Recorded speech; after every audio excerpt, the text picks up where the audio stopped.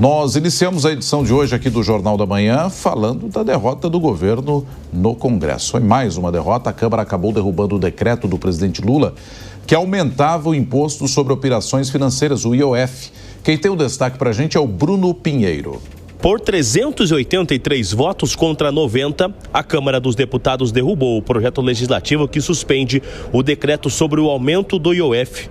A sessão foi completamente esvaziada, mesmo registrando a presença de pelo menos 500 parlamentares de forma remota. Aliados do governo tentaram adiar a votação, alegando a falta de parlamentares em plenário. O deputado Luiz Lima, do Novo, ele criticou o argumento da base governista. Nenhum deputado foi impedido de estar aqui. O presidente dessa casa está presente. Nós temos verbas de locomoção, nós temos verbas passagem aérea, nós temos apartamento, nós temos assessores, nós temos carros alugados. O deputado da situação do governo que não está aqui, ele mesmo não tem interesse em lutar por esse absurdo. A decisão de Mota surpreendeu o Planalto e congressistas da base aliada, que esperavam um tempo maior para articular contra o texto. Na semana passada, a casa aprovou a urgência do projeto, o que permitiu análise diretamente no plenário.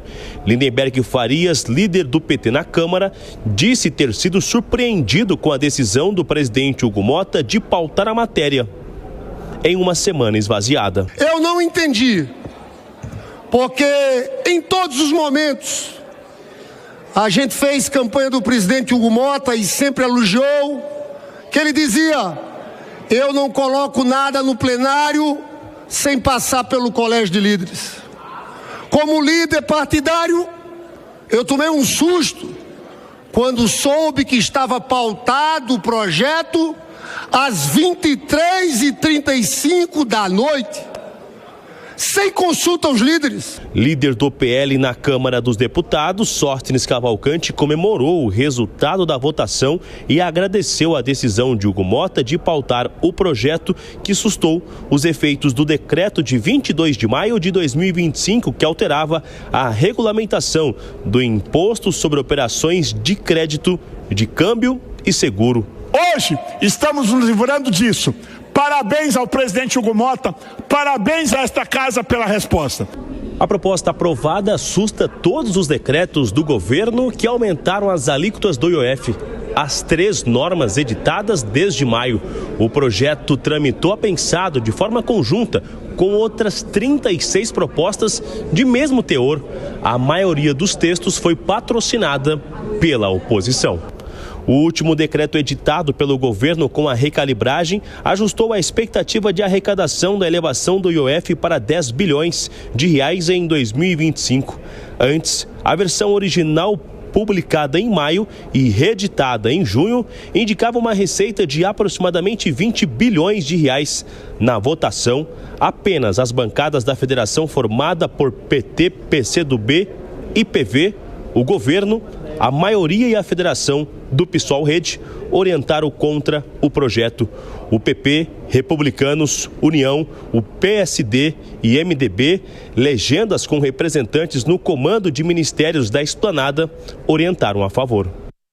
E o Senado seguiu a Câmara e também derrubou em votação simbólica o aumento do IOF apresentado pelo governo. Com isso, a equipe econômica deve buscar alternativas para compensar uma perda de arrecadação estimada em 10 bilhões de reais neste ano. Acompanhe com o André Anelli.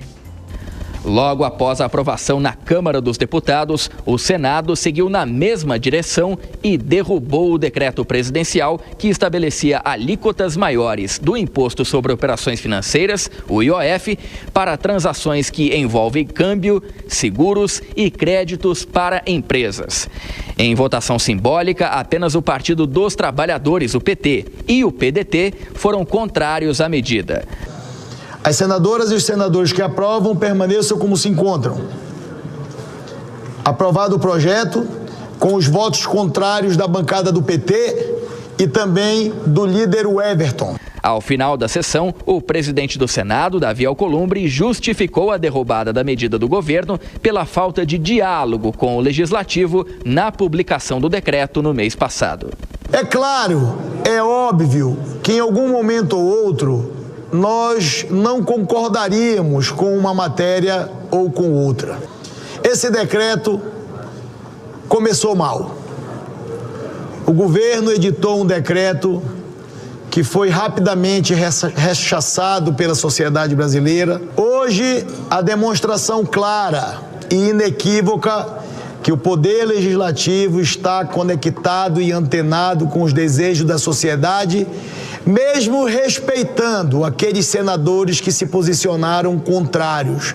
Diante da derrota do governo, Alcolumbre também justificou que o Congresso tem apoiado a maioria das medidas propostas pelo Executivo, mas, em relação ao IOF, não seria possível apoiar aumento de impostos.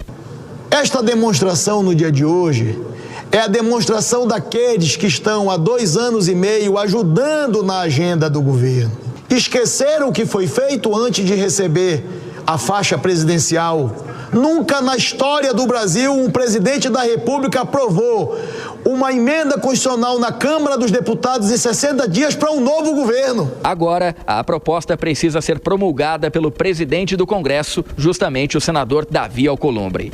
Com o resultado, os decretos do governo federal sobre o IOF perdem a validade e voltam a valer as regras anteriores sobre a aplicação do imposto. De Brasília, André Anelli.